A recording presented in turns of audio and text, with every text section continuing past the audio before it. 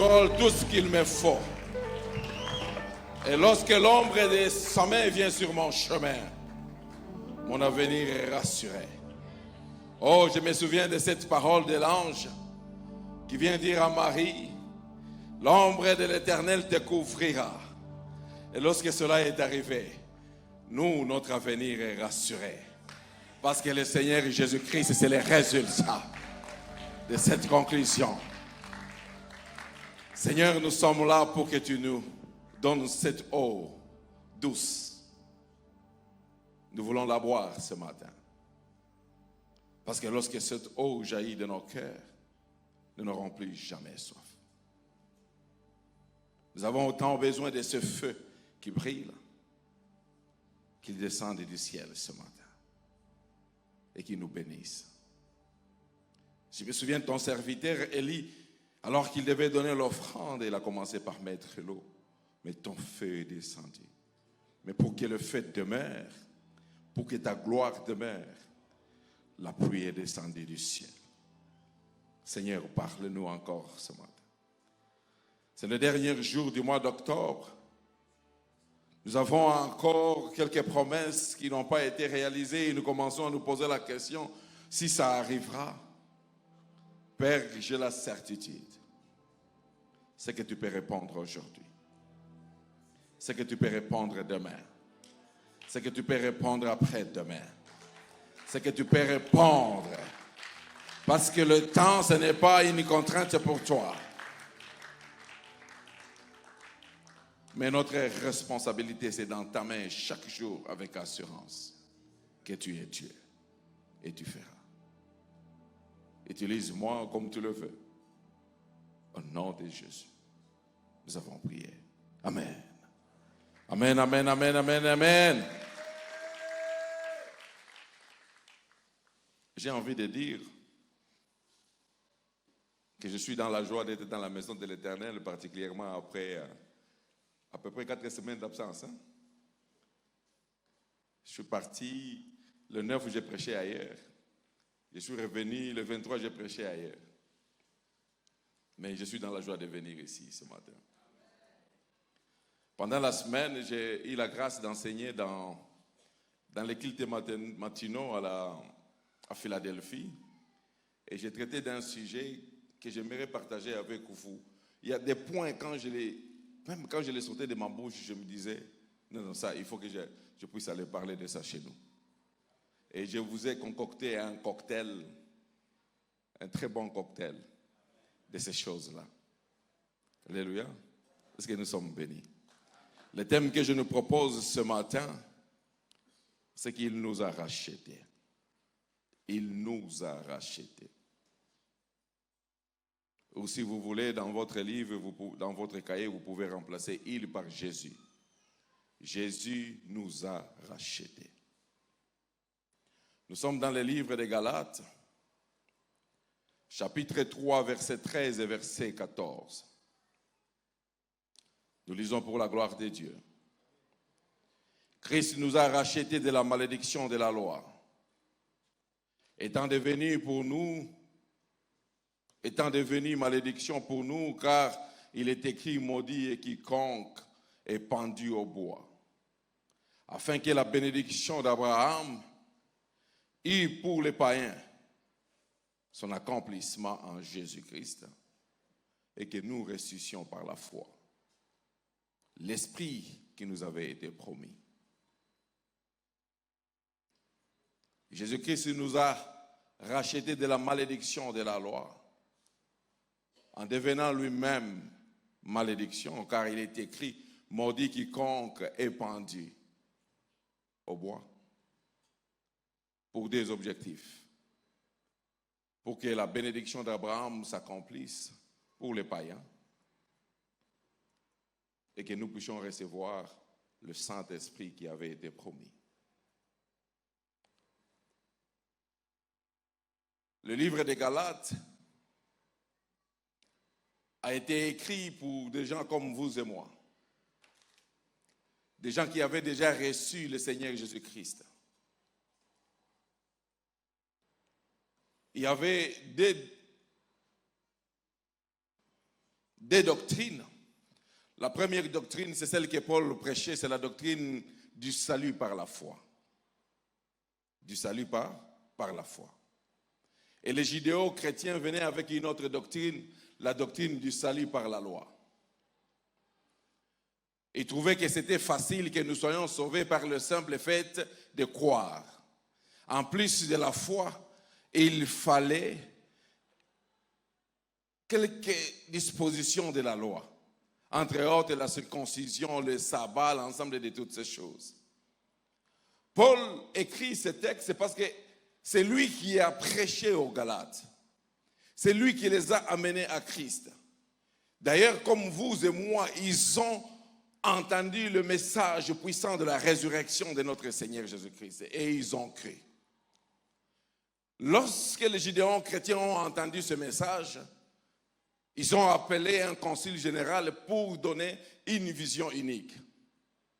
Paul n'a pas voulu entrer dans un concile général. Il a dit que ce serait comme déserter de l'autorité que Jésus lui a donnée. Mais parce qu'il s'agissait de l'Église, parce qu'il s'agit souvent de quelque chose de plus grand que toi et moi, Paul a accepté de participer à ce concile. Il a donné son plaidoyer et la conclusion est allée en faveur de ce que Paul prêchait, c'est que le salut par la foi, c'était ce qu'il a accepté.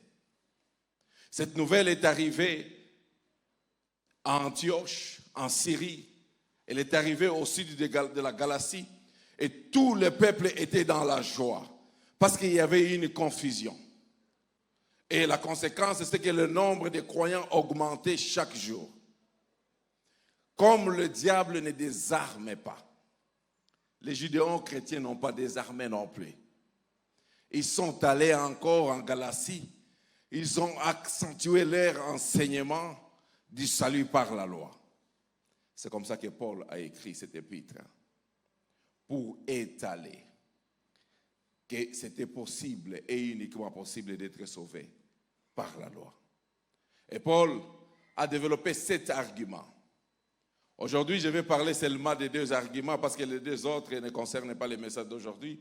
Le premier argument, Paul, il amène un argument personnel de comment lui-même est venu à la foi. Il a dit, quand je suis venu à la foi, je n'ai pas eu besoin d'appliquer la loi. C'est la grâce. C'est la grâce de Jésus-Christ qui m'a rencontré sur le chemin. Des grands pécheurs que j'étais, tueurs, il m'a rencontré et il m'a amené à lui. Donc je n'ai pas eu besoin d'appliquer la loi.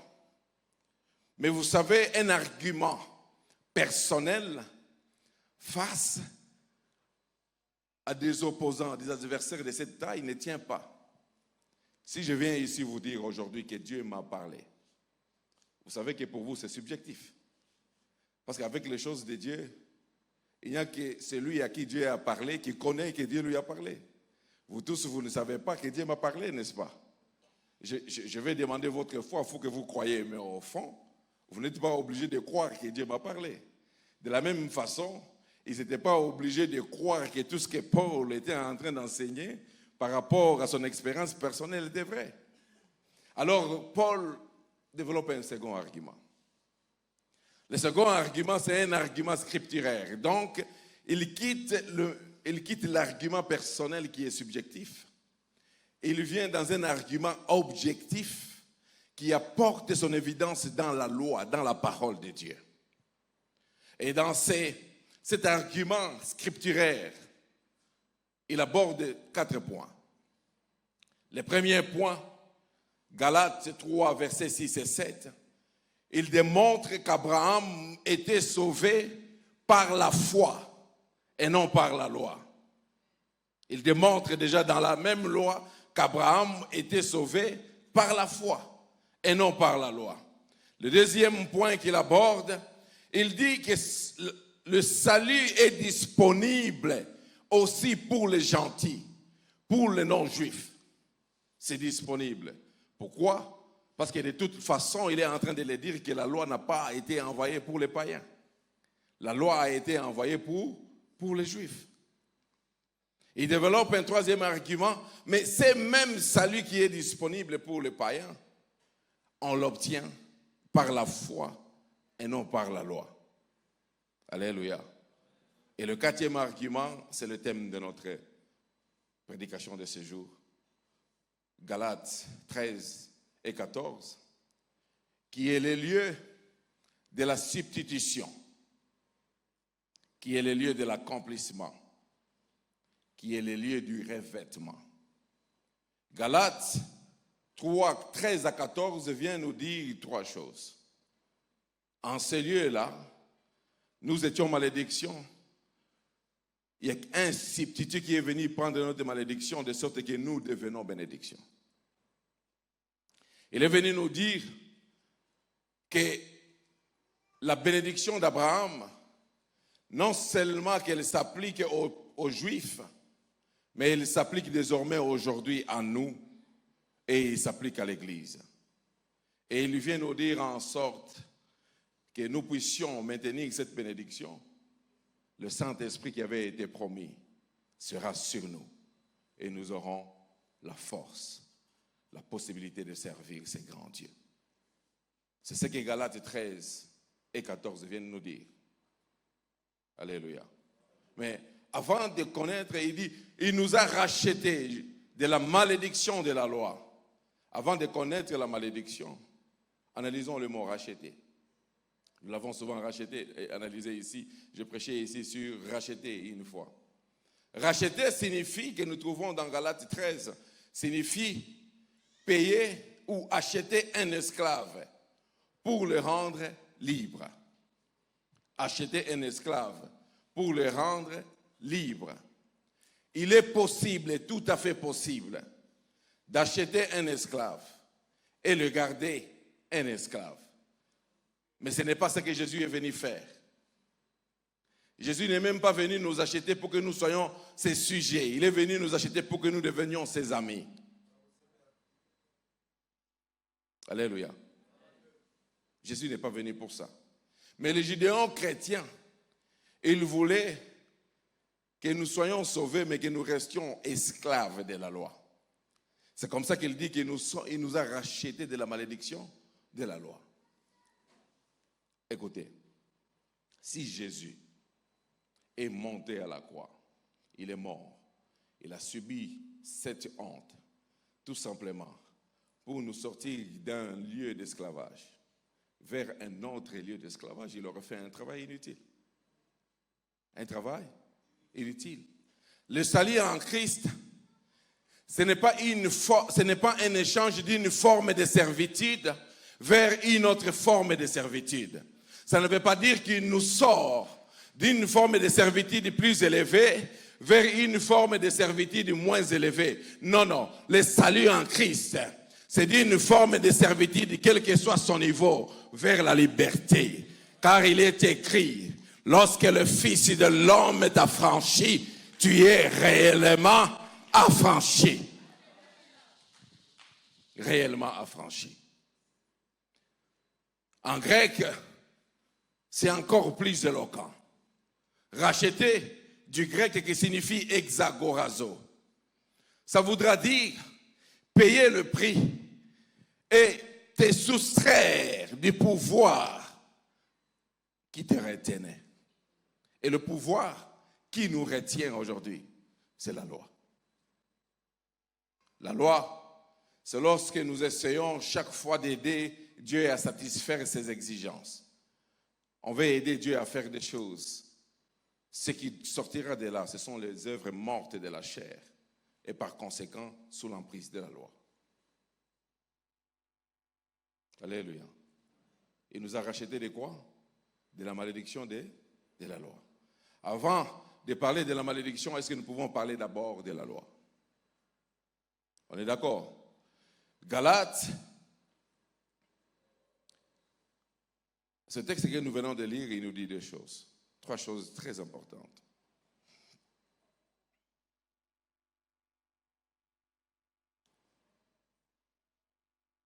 Galates 3, 19 à 20, nous dit que la loi nous a seulement été donnée pour révéler que nous sommes pécheurs. En fait, en réalité, la loi, c'est ce pédagogue qui doit nous amener à Christ. En fait, la loi est censée coopérer avec la grâce pour nous amener à Christ. Il y a un exemple simple. La grâce ne fait pas de nous pécheurs. La loi ne fait pas de nous pécheurs. Non. Elle ne fait pas de nous pécheurs.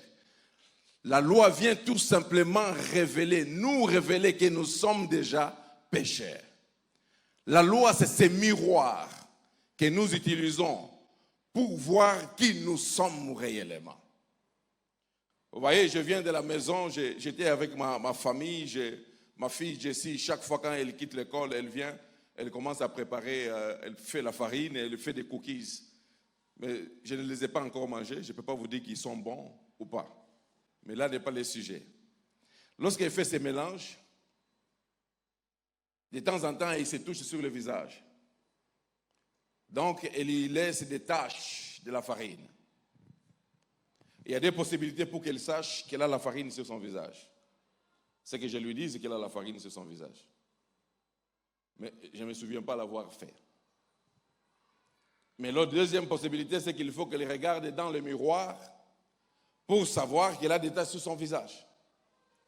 Alléluia. Est-ce que nous sommes là? Il faut suivre très bien parce que je ne peux pas déclarer sans racine et sans fondement. Là, je suis en train de poser le fondement. Alléluia. Et c'est très important que vous compreniez, c'est pourquoi vous dites Amen. Parce qu'on est champion à dire Amen, même quand on n'a pas compris la conséquence de ce pourquoi on a dit Amen. Alléluia.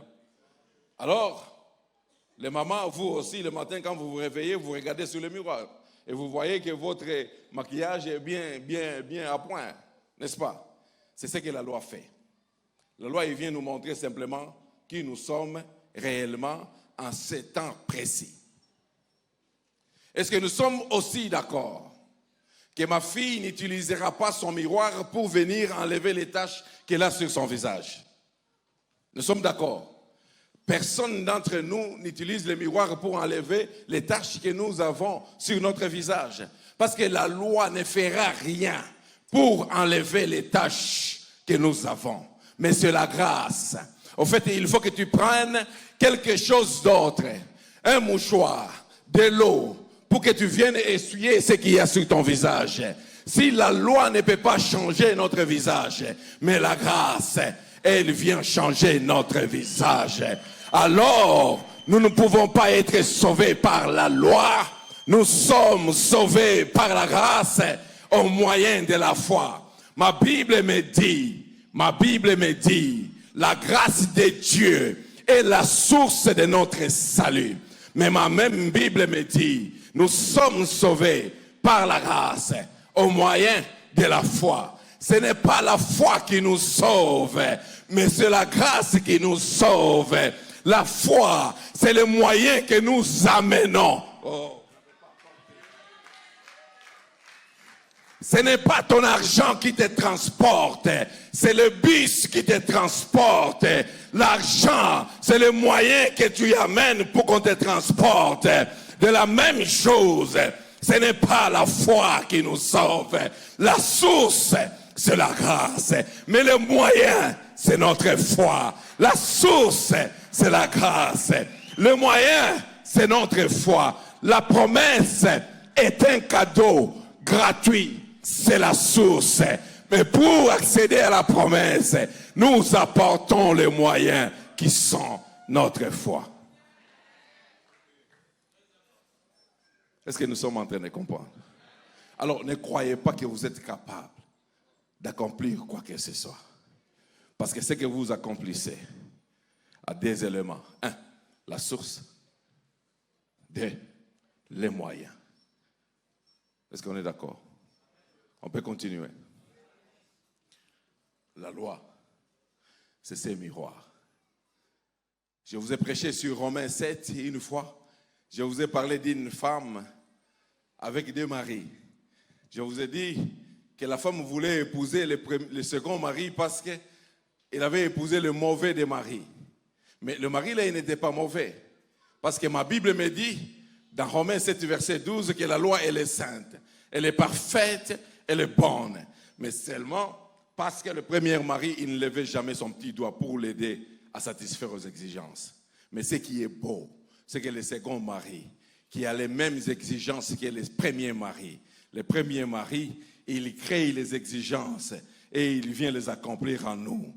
Il crée le vouloir et le faire en nous.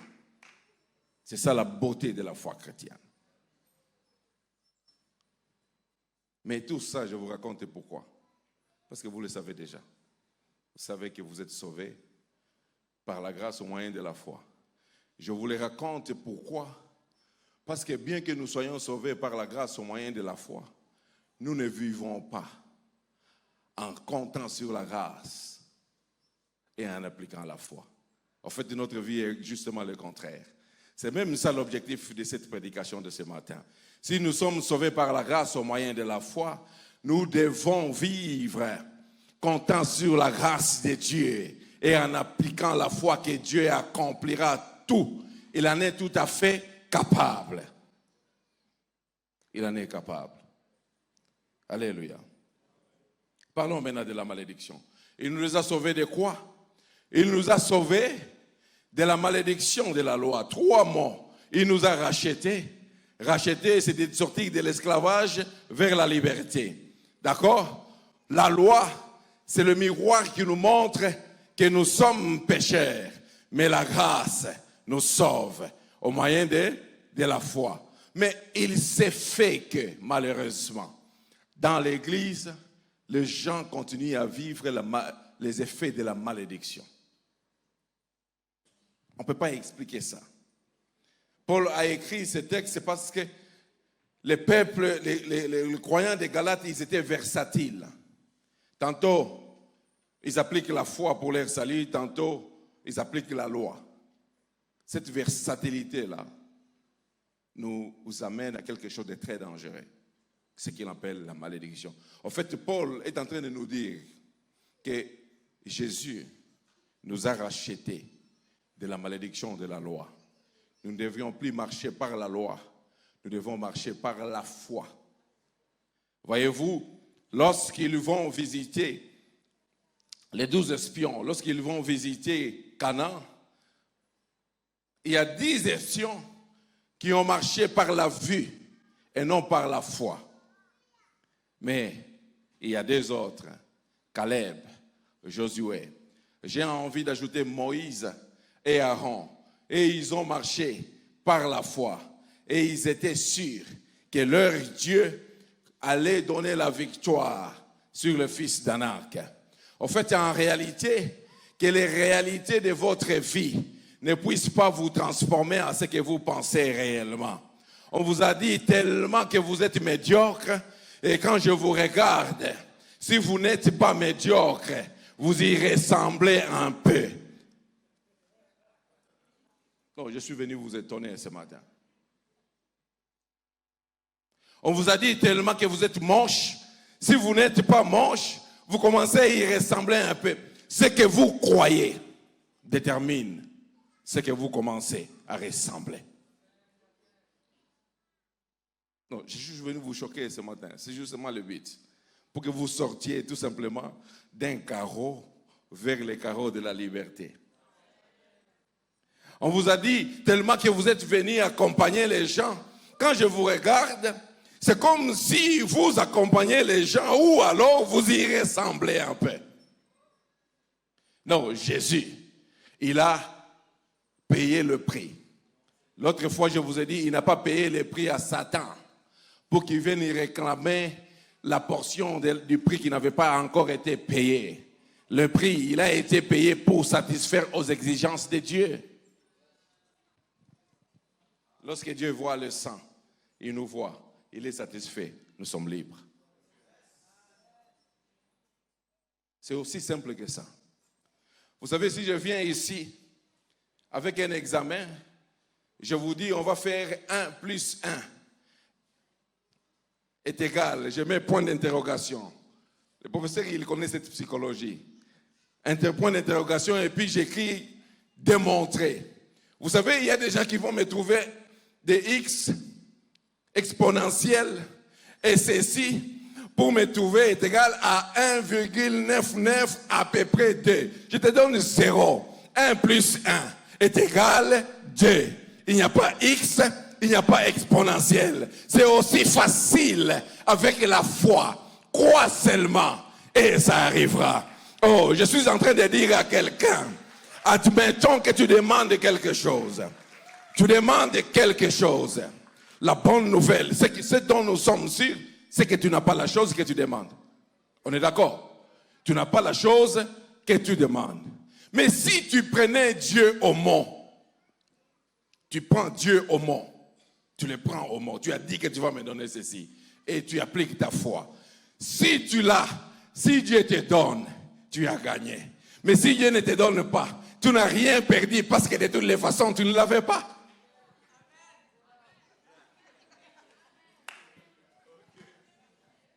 Est-ce que nous sommes d'accord? Alors prenez-lui au mot. Parce qu'en le prenant au mot, même quand il ne te donne pas, ce qui n'est pas vrai parce que lui, il te donnera. Même quand il ne te donne pas, tu n'as rien perdu parce que tu ne l'avais pas de toute façon. Apprenons à prendre Dieu au mot. Tu as dit que tu m'as racheté de la malédiction. Et moi, j'ai la foi que je ne suis pas maudit. Je suis béni. Oh, la malédiction dans Deutéronome 28, du verset 15 jusqu'au verset 68. On nous parle de beaucoup de malédictions de la loi, mais que j'ai divisé en 3. Beaucoup de malédictions de la loi, que j'ai divisé en 3. La première, c'est la malédiction de la mort. La seconde, la malédiction de la pauvreté. Et la troisième, c'est la malédiction de la maladie. Est-ce que nous pouvons analyser ces choses très rapidement avant de prier? Alléluia. J'ai comme l'impression que vous n'êtes pas content ce matin. Mais ce n'est pas un problème parce que moi je suis content. Alléluia. La malédiction de la mort. S'agissant de la mort, il faut en distinguer 2 types. Le premier type, c'est la mort physique, qui est le rendez-vous de tout le monde. Le rendez-vous de tous les êtres vivants. Les plantes, les bébés, les vieillards, les jeunes, tous un jour mourront. Mais ma Bible me dit qu'aucun de ces élus ne mourra avant d'avoir achevé ses années.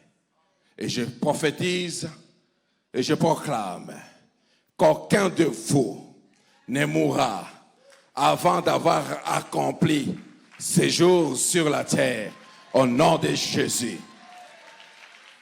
Qu'aucun de vous, qu'aucun des enfants de Dieu dans cette communauté ne mourra avant d'avoir accompli ses jours. Mais la question demeure, comment tu vas terminer tes jours? Parce que ces rendez-vous, ça montre notre fragilité, ça montre notre vanité. Oh, j'aime le dernier mot. Ça montre notre temporalité. Nous ne vivrons pas physiquement éternellement. Alors nos choix, ils doivent être judicieux. Nos choix, ils doivent être judicieux. Quels sont tes choix aujourd'hui? Est-ce qu'on dira de toi que tu as combattu le bon combat, tu as achevé la course? Ou on dira de toi de la réclamation, ou même du soupçon que Paul a, après avoir si bien enseigné que je sois moi-même jeté dans le feu. Je prie qu'il y ait des gens dans cette communauté qui commencent à faire des choix judicieux, des choix qui les amènent un jour, lorsqu'ils mourront, qu'on dise « Heureux dès à présent le mort en Christ, qu'ils se reposent de leurs travaux. » Pourquoi? Car leurs œuvres les suivent. Je suis en train de prier qu'il y a des hommes et des femmes qui commencent à produire de bonnes œuvres pour le Seigneur, de bonnes œuvres autour d'eux, de bonnes œuvres qui font la gloire de Dieu. Je prie que nos filles se marieront honorablement. Je prie que nos enfants, nos frères, ils iront au travail. Ils ne seront pas champions en compromis. Je prie que le choix devienne judicieux. Je prie que nous sommes capables de dire non aux choses qui n'honorent pas Dieu. Je vous le donne ce matin au nom de Jésus. Recevez la grâce, recevez cette grâce ce matin. Le recevez. Ça prachanda. Ma Bible me dit, dans 1 Pierre, chapitre 1, verset 18, et nous dit, ce n'est pas par des choses périssables, ni par l'argent ni l'or que nous avons été rachetés, mais nous avons été rachetés aussi pour des choses, pour nos manières vaines de vivre que nous avons héritées de nos pères. La mort physique, c'est le rendez-vous de tous. Mais la plus dangereuse, c'est le deuxième type, c'est la mort spirituelle. La mort spirituelle. Ce rachat-là, lorsque Pierre parle, il est en train de se mettre dans un contexte de 100 milliers. À l'époque, il y avait à peu près 65 millions d'esclaves. Et chaque esclave, à cette époque de l'année, pouvait, avec un peu d'argent, aller acheter sa liberté. Ou s'il connaissait quelqu'un qui avait les moyens, pouvait acheter sa liberté. Mais Pierre est en train de nous dire, tout l'argent du monde, tout l'or du monde ne pourra jamais nous acheter de l'esclavage et du péché. Mais seul le sang de Jésus nous rachète de l'esclavage du péché. Alors, nous achète de l'esclavage de nos vaines manières de vivre. La malédiction, elle vient lorsque nous sommes séparés de Dieu. Romains 3, verset 23 nous dit, tous ont péché, ils sont privés de la gloire de Dieu. Mais pourquoi est-ce qu'on n'inverse pas? Qui veut la gloire de Dieu ce matin? Ah, il y en a qui ne veulent pas la gloire de Dieu ce matin. Qui veut la gloire de Dieu ce matin? Mais j'ai un ingrédient. Ne péchez pas.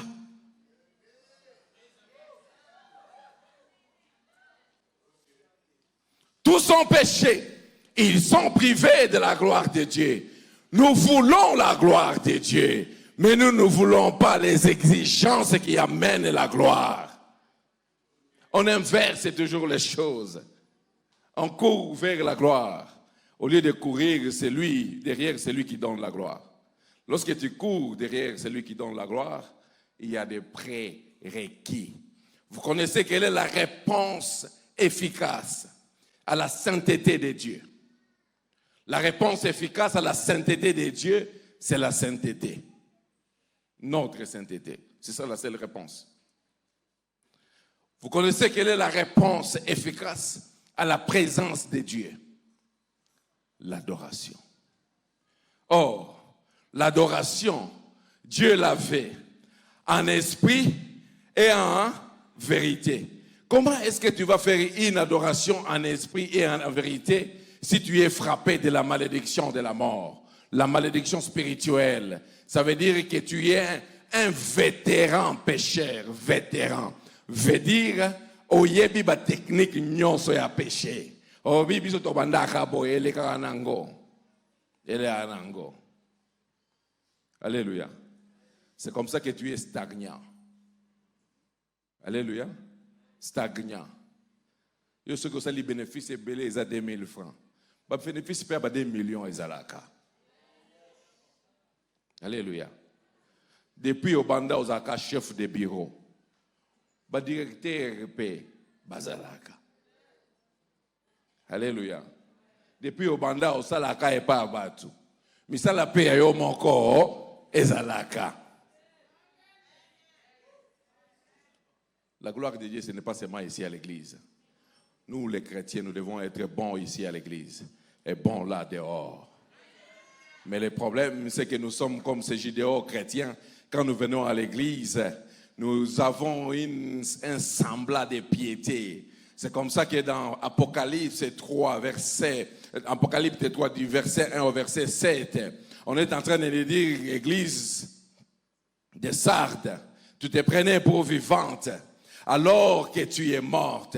Et quelqu'un d'entre vous sont à l'agonie. Mais j'aime bien la conclusion. Il y a quelques hommes parmi vous qui n'ont pas essuyé leurs vêtements blancs. Leur vêtement, il n'est pas noir. Ils n'ont pas essuyé leurs vêtements noirs. Je prie qu'il y ait de ces hommes ici dans ma communauté qui n'ont pas essuyé leurs vêtements, qui n'ont pas essuyé leurs vêtements. Parce que Dieu est sur le point de restaurer son église.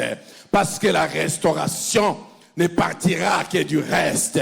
Alors je prie et je confesse, j'ai une onction prophétique ce matin. Je vais prophétiser. Si tu as des trompes bouchées, Dieu, il n'est pas impressionné par la nature des trompes.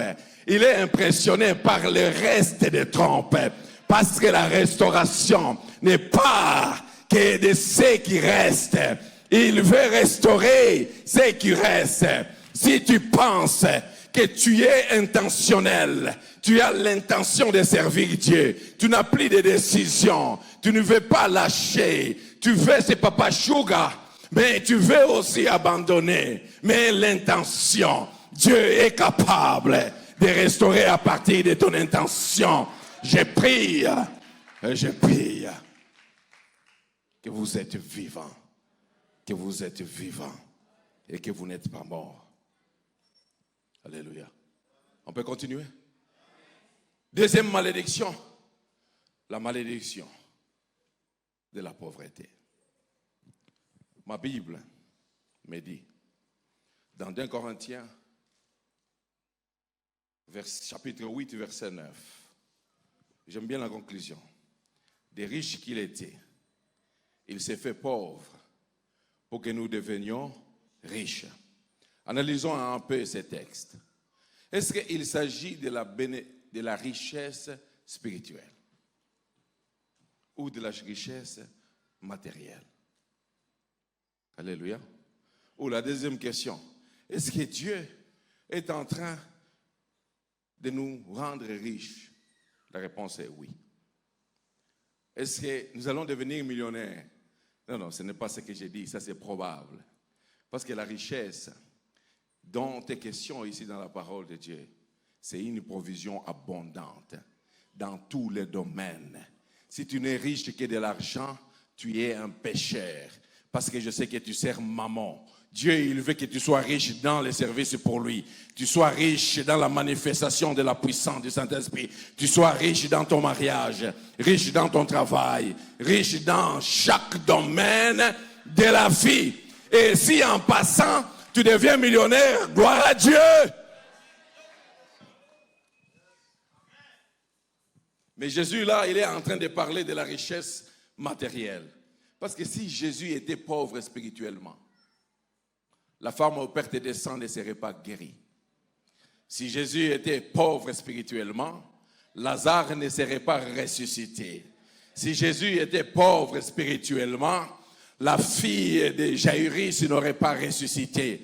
Si Jésus était pauvre spirituellement, le fils de la veuve de Naïn n'aurait pas ressuscité. Si Jésus était pauvre spirituellement, tous les oracles, les miracles de la Bible, on ne les aurait pas vus. Oh, je vais exagérer. Si Jésus était pauvre spirituellement, il n'aurait jamais ressuscité lui-même.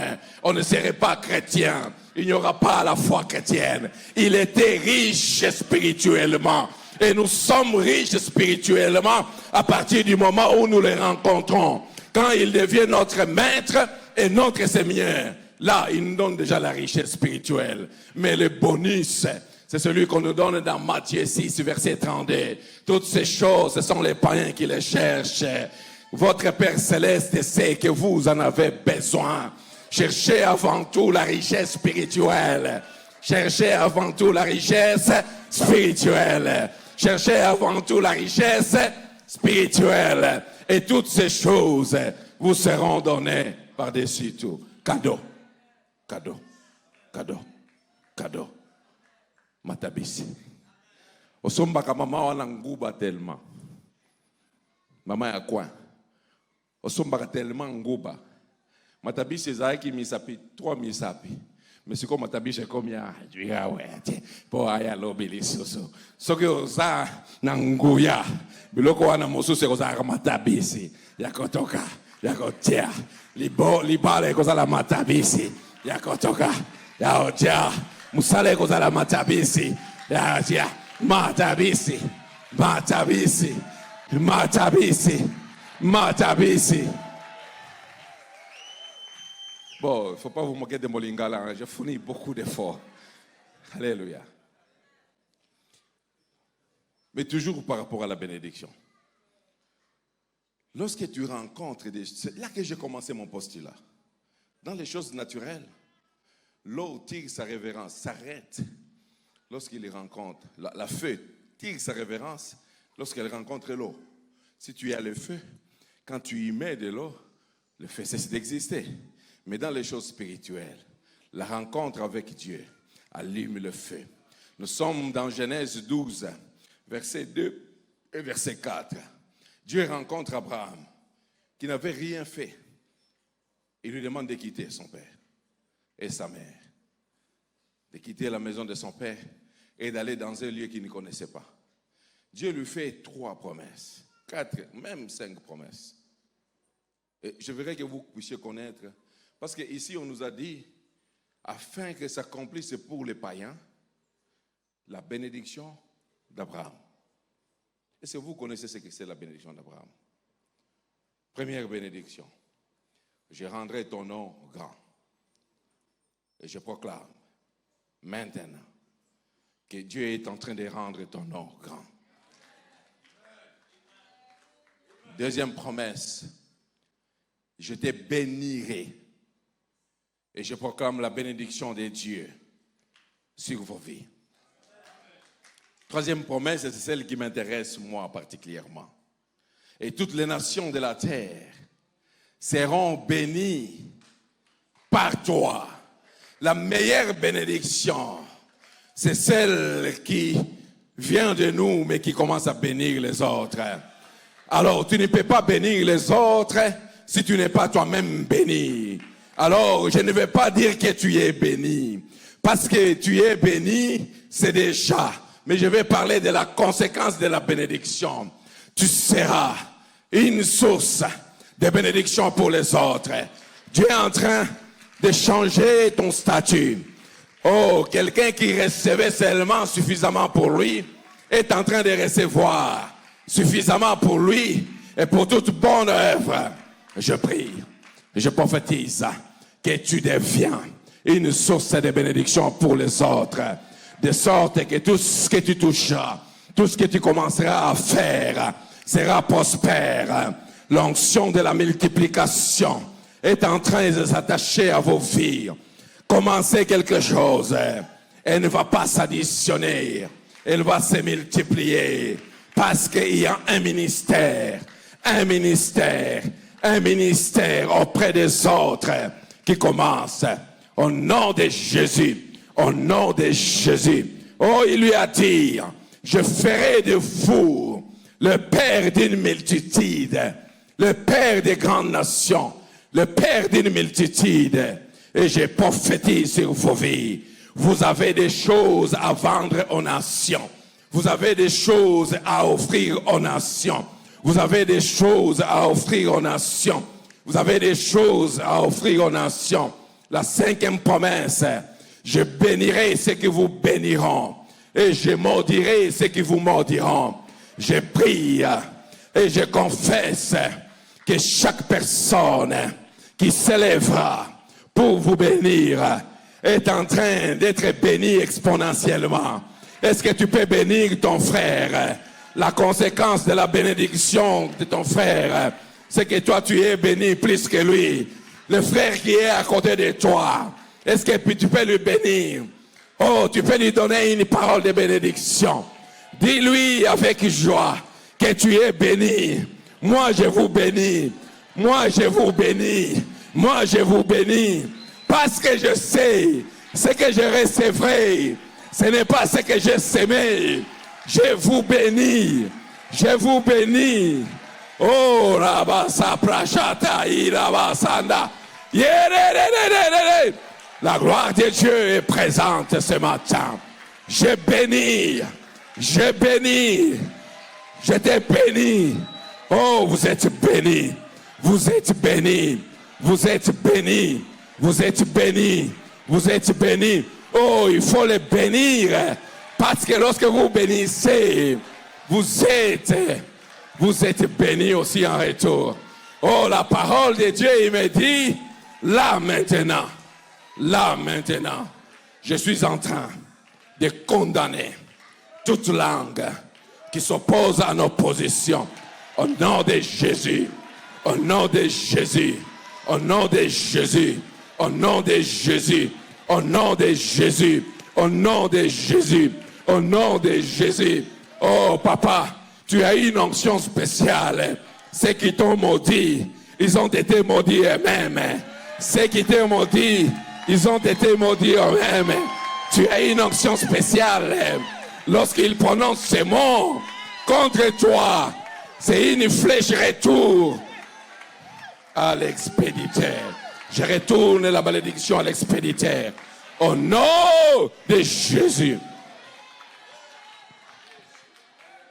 Mais lorsque Dieu a prononcé toutes ces choses en faveur d'Abraham, dans le chapitre 13, verset 2, ma Bible me dit, c'est lui qui avait quitté son père, était devenu très riche en troupeaux, en or et en argent. Le fait de quitter, c'est le symbole de la nouvelle naissance. Il va falloir que nous puissions quitter le monde pour que nous recevions la bénédiction d'Abraham. La bonne nouvelle, c'est que nous ne devons pas le faire par nous-mêmes parce que Jésus nous a rachetés de la malédiction de la loi. Nous sommes libres et je proclame que nous devenons riches en troupeaux, en or et en argent.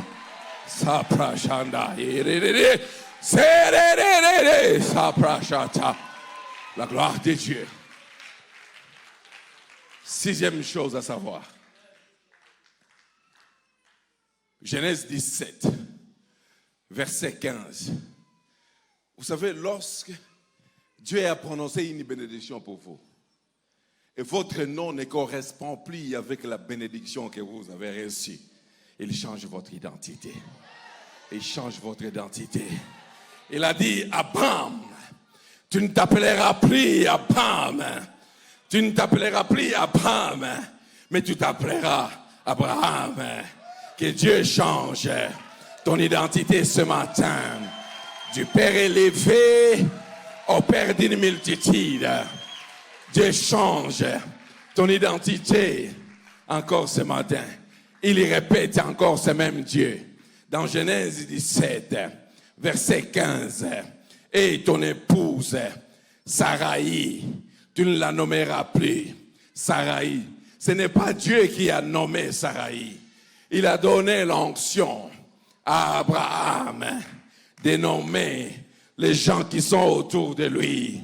Parce que l'Esprit de Dieu est sur moi ce matin. Je vous nomme faveur. Je vous nomme affranchi. Je vous nomme libre.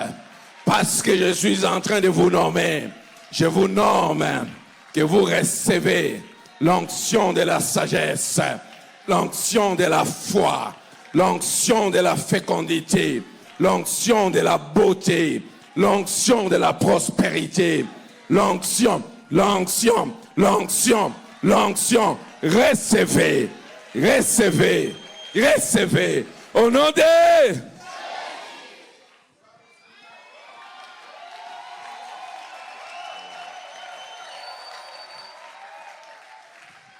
Dieu ne vous a pas créé pour que vous soyez pauvres. Il vous a créé pour que vous puissiez impacter le monde. Je te mets au défi. Sinon à ma parole. Oh, je suis conscient de ce que je suis en train de dire. Sinon à ma parole. Ose. Try God. Essaye Dieu. Essaye-le. Avec foi. Et en comptant sur sa grâce. Tu seras la prochaine personne qui va venir témoigner ici. Oh, je suis en train de dire ce matin. Paul, il est dans cette situation difficile. Il crie, misérable que je suis, qui me délivrera de ce corps de la mort? La prochaine fois que tu ouvriras la bouche après les SOS, c'est que dans le verset 25, il dit, je rends grâce à Dieu, je rends grâce à Dieu. Lorsque tu essayes Dieu, tu lui dis, Seigneur, me voici, mais la prochaine fois que tu ouvriras ta bouche, c'est pour lui rendre grâce. La troisième malédiction, c'est la malédiction de la maladie. Deux malédictions. La maladie physique, celle qui nous agace. Des organes qui sont débridés, qui ont un problème. Je connais un remède. Je connais un remède.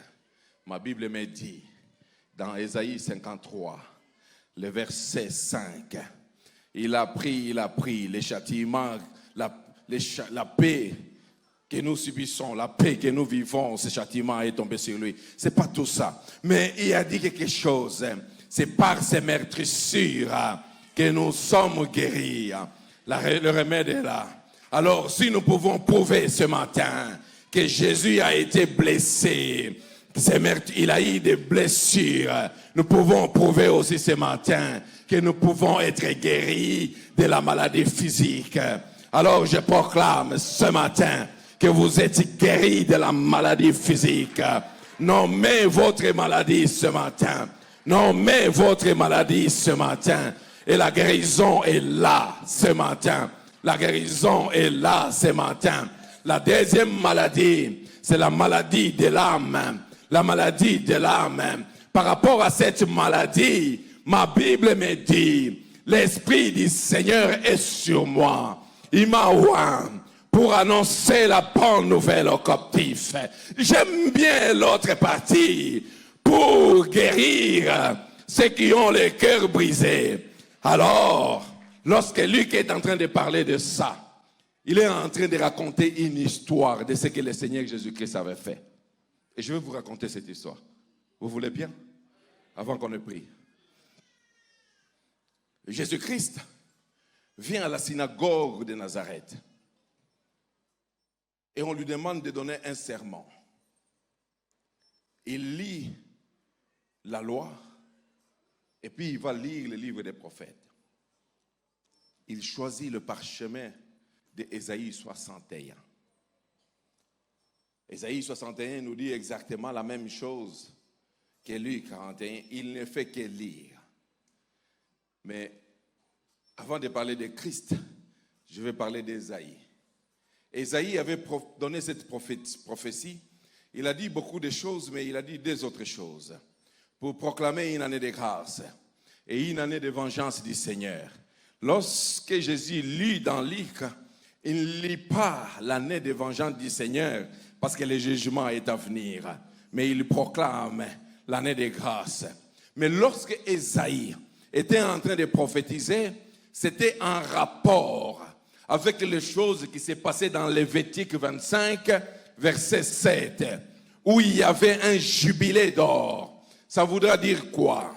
Après chaque 50 ans, après chaque 50 ans, après chaque 50 ans, on proclamait un jubilé d'or. Ce que Ésaïe a appelé une année de grâce. À ces 50 ans, chaque esclave était libéré. Celui qui avait des dettes, la dette était effacée. Celui à qui on avait exproprié un champ, les champs étaient retournés. Mais cela ne se faisait que dans 50 ans. Mais Jésus, lorsqu'il lit ce texte qui nous est rapporté dans Luc, mais dans Luc 21, il nous dit exactement ceci. La parole que vous avez entendue aujourd'hui s'accomplit. Donc Jésus nous dit, cette prophétie d'Ésaïe lue dans l'IC, elle s'applique à nous, mais pas dans 50 ans. Pas dans 50 ans. Aujourd'hui, est-ce qu'avec assurance, je peux dire, aujourd'hui, l'Esprit du Seigneur est sur moi. Je le dis, je le proclame. Je suis en train de vous annoncer ce matin que l'Esprit du Seigneur est sur moi. Il m'a oint pour le représenter. Alors, si tu as un cœur brisé, la guérison est possible et disponible ce matin. Si tu as un problème et tu es esclave de quelque chose que ce soit, il y a une délivrance. Je suis venu ce matin proclamer une seconde de grâce. Oh, vous n'avez pas compris. Je ne suis pas venu proclamer une année de grâce après 50 ans. Je suis venu proclamer une seconde de grâce, une minute de grâce, une journée de grâce, une semaine de grâce. C'est ça que je suis venu proclamer. Alors, si tu es là et que tu crois fermement que l'Esprit de Dieu est ici, tu peux venir parce que ce n'est pas moi qui va te guérir. Lorsque j'ai oublié ma clé ici dans l'église, je vais dehors, je ne saurais pas ouvrir ma porte de la voiture. Je ne pourrais même pas démarrer. C'est la clé qui ouvre la voiture. C'est la clé qui va démarrer la voiture. C'est la même chose. Je suis tout simplement la voiture. La clé qui va apporter la guérison, c'est Jésus-Christ. Est-ce que vous croyez ce matin que le Père et le Fils sont présents par l'Esprit ce matin? Parce que ce matin, le Père et le Fils et l'Esprit, ils sont sur le point de faire l'extraordinaire. Si tu le veux, l'extraordinaire est là ce matin. J'ai rencontré mon père spirituel ce matin. Il m'a fait peur. Alléluia. Il m'a fait peur. Pendant que je suis en train de parler, je sens la chaleur qui commence par mes pieds, qui sont au niveau de mes genoux. Parce qu'il sent exactement la même chose. Il m'a dit, aujourd'hui, tu vas prier pour moi pour que je guérisse. Un père qui demande à son fils de prier pour lui pour qu'il guérisse. Que Dieu honore sa foi. Que Dieu honore sa foi. Que Dieu honore sa foi. Parce qu'il a compris que ce n'est pas moi qui allais le guérir, mais c'est la clé, le Saint-Esprit.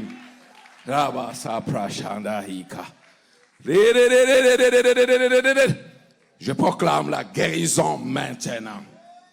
Les forces de bifle s'attachent à vos vies. Maintenant, Jésus te le fait. Tu me touches.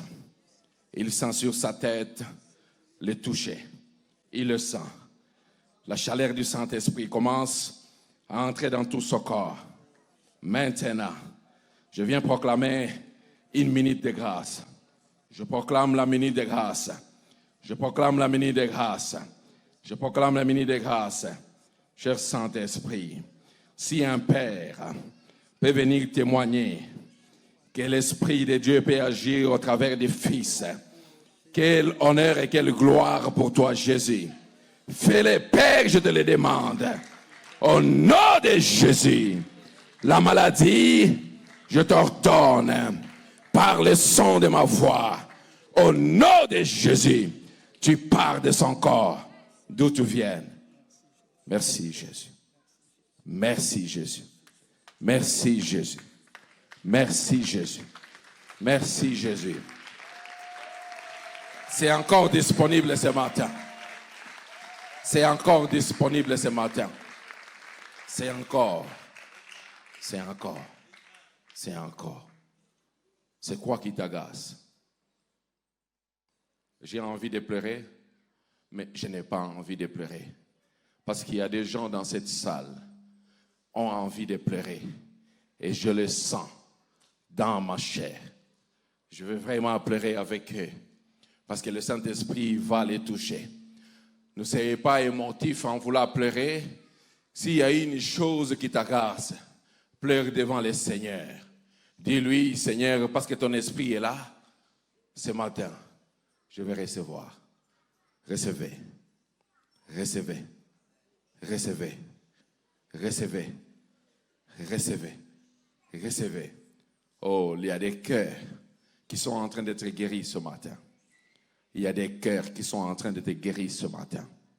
Il y a des cœurs qui sont en train d'être guéris ce matin. Vous allez sentir une joie qui va envahir vos cœurs. La joie de Christ, la paix de Christ, envahir vos cœurs.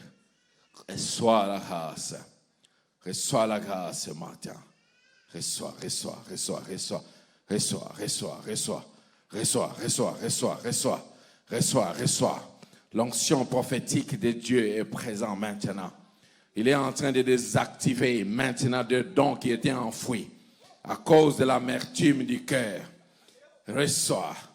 Rabba Sapra Chanda. Reçois. Reçois maintenant. Reçois maintenant. Reçois maintenant. Sapra Rabba Sapra Shendiri Sapra. Oh, la grâce de Dieu est là. La grâce. La grâce. Oh, cher Saint-Esprit, nous te voulons à l'œuvre. Cher Saint-Esprit, il y a des gens qui ont tellement aspiré à ces choses. Il y a une douce brise. Je vois comme une nuée descendre dans ce lieu. Je vois comme une nuée descendre dans ce lieu. Je vois comme une nuée descendre dans ce lieu. Oh, je pleure. Il y a des larmes qui coulent de mes yeux. Parce que Jésus, ce matin, est en train de penser des cœurs. Dans ces dépenser des cœurs. Je n'ai pas besoin forcément de vous toucher. Mais vous allez sentir la chaleur du Saint-Esprit sur votre front. La chaleur du Saint-Esprit dans votre cœur. Vous avez envie de pleurer. Il y a quelque chose qui vous envahit. Il y a quelque chose de différent. Il y a quelque chose que tu n'as jamais senti. Il y a quelque chose. Tu sens quelque chose. Tu sens quelque chose. Yarabasa prashanda. Receive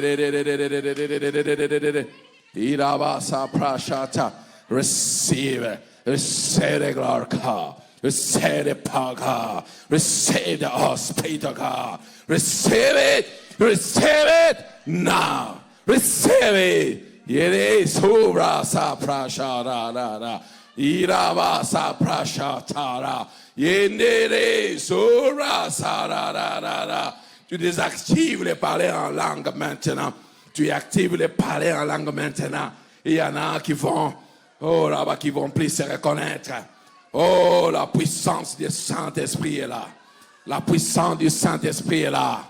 Ce qui n'est pas de Dieu dans ta vie devient mal à l'aise. Ça devient mal à l'aise. Ça devient mal à l'aise. Ça devient mal à l'aise. Ça devient mal à l'aise. Maintenant, je prie. Je compte. 1, 2, 3, reçois, reçois, reçois, reçois, reçois.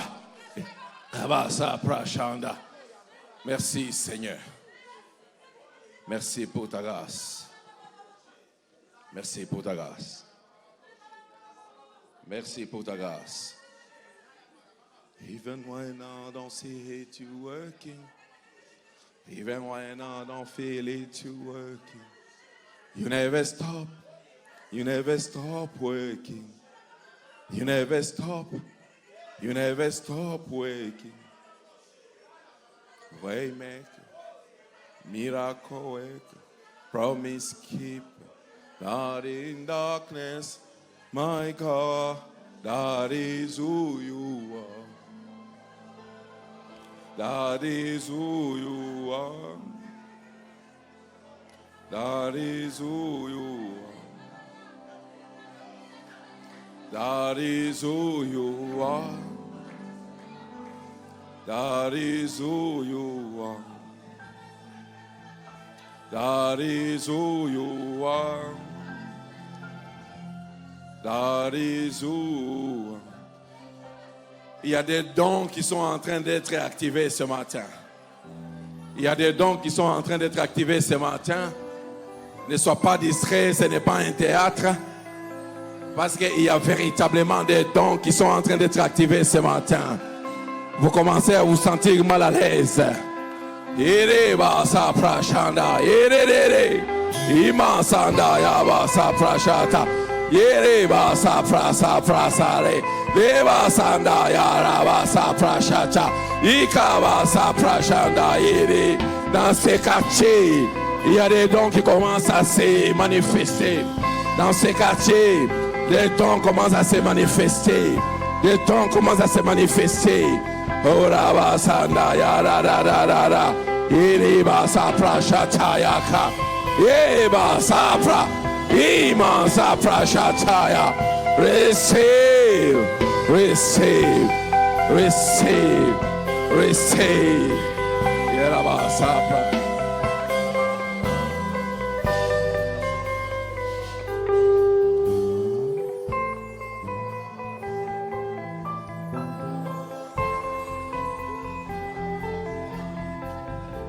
Receive it. Receive it. Receive it. Receive it. Même si vous ne le sentez pas, vous n'avez pas besoin de le sentir. Vous n'avez pas besoin de le voir. Vous avez juste besoin de le savoir. Jésus est là maintenant. Le Saint-Esprit est à l'œuvre maintenant. Je ne le sens pas. Je ne le vois pas. Mais je le sais. Je le sais. La puissance du Saint-Esprit est là. Maintenant. Maintenant. Maintenant. Maintenant. Maintenant. L'onction royale de Christ est présente maintenant. Ma Bible me dit, car notre royaume ne consiste pas en des paroles simplement, mais consiste en la puissance. Alors recevez la puissance de Dieu, la puissance du Saint-Esprit, la puissance du Saint-Esprit, la puissance du Saint-Esprit. Il y en a qui auront des vertiges pendant 3 jours, des vertiges. Ils auront des frissons à tout moment. Il faut maintenir cela. Oui, c'est possible que le feu continue, que la puissance de Dieu continue. Au nom de Jésus. Au nom de Jésus.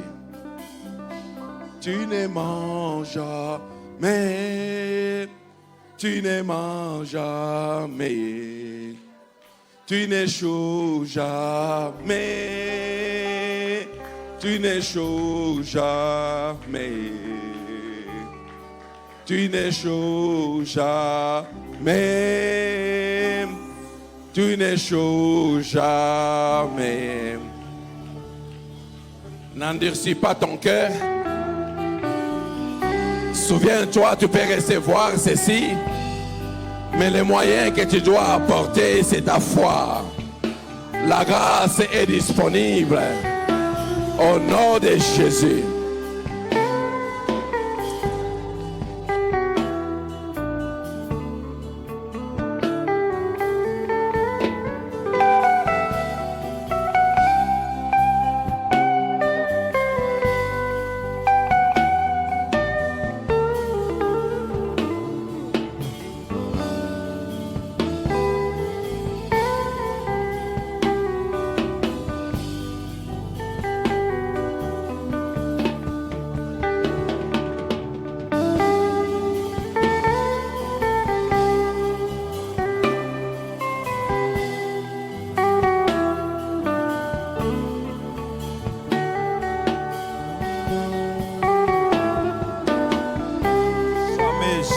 Jamais.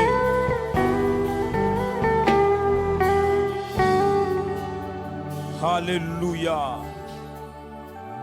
Alléluia. Il nous a rachetés. Jésus nous a rachetés de ce monde. Il nous a rachetés de toute malédiction. Et depuis lors, nous n'appartenons plus aux hommes, mais nous lui appartenons en propre. Ainsi, aucune puissance, aucune influence, aucun pouvoir du malin n'aura le pouvoir sur nous.